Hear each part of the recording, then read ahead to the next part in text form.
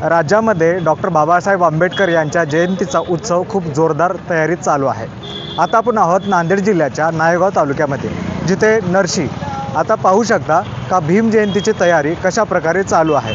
तर माझ्या मागे आपण पाहू शकता की हे कमाने वगैरे लागलेले आहेत, निळे झेंडे आणि बॅनरनी सगळा हा परिसर गजमून गेलेला आहे। तुम्ही इकडे पाहू शकता, इकडे कॅमेरा दाखवा। आणि याच्यानंतर ही जी जयंती आहे खूप मोठ्या थाटामाटामध्ये नायगावकरांनी आणि नरशीकरांनी साजरा करण्याचा हा प्रयत्न करत आहेत। आणि या भागामध्ये प्रबोधनकार आणि सामाजिक चळवळ ही उभारलेली जाते। आणि नायगाव हे शहर एक सांस्कृतिक शहर आहे, जे की महाराष्ट्राच्या राजकारणाला सुद्धा इथून एक दिशा दिलेली जात आहे।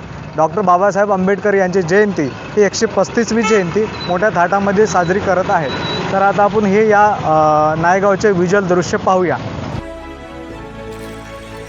ज्या काळात सावलीलाही विट्टाळ मानला जायचा, माणूस असूनही माणसाची किंमत शून्य होती, अशा त्या अंधारात एक सूर्य आला। तो सूर्य म्हणजे डॉक्टर भीमराव रामजी आंबेडकर उर्फ डॉक्टर बाबासाहेब आंबेडकर। ह्या धगधगत्या नावाचा आवाज संपूर्ण देशामध्ये घुमतोय। आपण आता स्थानिक लोकांशी चर्चा करूया, जाणून घेऊया की त्यांच्या शहरातील भीम जयंती कशा प्रकारे साजरी होते। तर दादा नमस्कार, नाव काय आपलं? माझं नाव अजय आहे, अजय देवडी आहे। कारण का आमची भीम जयंती 1 नंबर होत आहे। कशा प्रकारची तयारी चालू आहे? जागोजागी कमानी लागलेल्या आहेत आणि संपूर्ण तुमची 14 तारखेची तयारी याच्यापेक्षा कशी असेल? याच्यापेक्षा मोठी तयारी आहे, कारण का जेवणाची वगैरे समजे बाहेर लोकांना आलेले सुविधा आहे। आपल्या समजाची सुविधा आमच्या नगरीमध्ये आलं, त्याला जेवण वाटप चालू आहे। 135वी जयंती डॉक्टर बाबासाहेब आंबेडकरांची कसं वाटतंय तुम्हाला? बाबासाहेब जर नसते तर सध्याची या समाजाची परिस्थिती किंवा या आपली परिस्थिती कशी असली असती जर बाबासाहेब नसते तर? बाबासाहेबामुळं आम्ही जीवदान केलेले आहोत आणि बाबासाहेब असल्यामुळंच आमची जिंदगी आहे। आणि कारण का एक गोष्ट की हर जयंतीला माझ्याकडून फुलाचा हार एक वेळेस मोठा जाते 14 एप्रिलच्या तारखेला स्वतः मी बनवून देतो। बाबासाहेबांना आपली एक आदरांजली म्हणून फुलांचा हार, मोठा हार अर्पण करतात। बाबासाहेब आहेत म्हणून आम्ही जगवले, नाही तर कोणी नाही। बाबासाहेबांचा जो त्याग होता आत्तापर्यंतचा समाजासाठीचा, तुम्हाला काय वाटते त्याच्याबद्दल? ते आनंदाची बातमी आहे। कारण का आहे की नाही, मी जेवढं बोलतो ना तेवढंच आहे की नाही, मला बाबासाहेबाचे कौतुक लई येतात। कारण का मी दरवर्षी जयंतीला या तर जयंतीलाच आहे, पण हर वेळेस जयंतीला हार जाते माझा।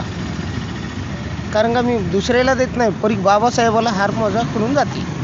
बाबासाहेबांची जयंती यावेळेस कशी साजरी होईल? काय तुमच्या मनामध्ये काय वाटते तुम्हाला? 135वी जयंती आहे, महाराष्ट्रामध्ये सगळीकडे तयारी चालू आहे, जोरदार तयारी। काय वाटते तुम्हाला? कॅमेरे चालू आहेत,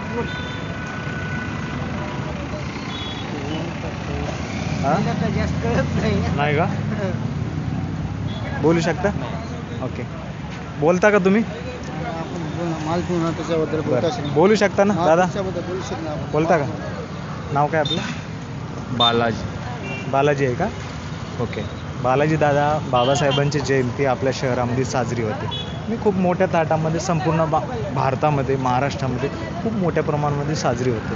आणि याची तयारीसुद्धा आपण पाहू शकता, चौकामध्ये बॅनर वगैरे लागलेले आहे। मला सांगा, बाबासाहेब जर आता नसते तर आपली परिस्थिती, ह्या समाजाची परिस्थिती कशी असली असती किंवा त्याचं काय चित्र असलं असतं? झिरोमध्ये असली असती परिस्थिती। बाबासाहेब म्हणजे साधेसुधे माणूस नाही, एवढं आपल्याला जाणीव आहे।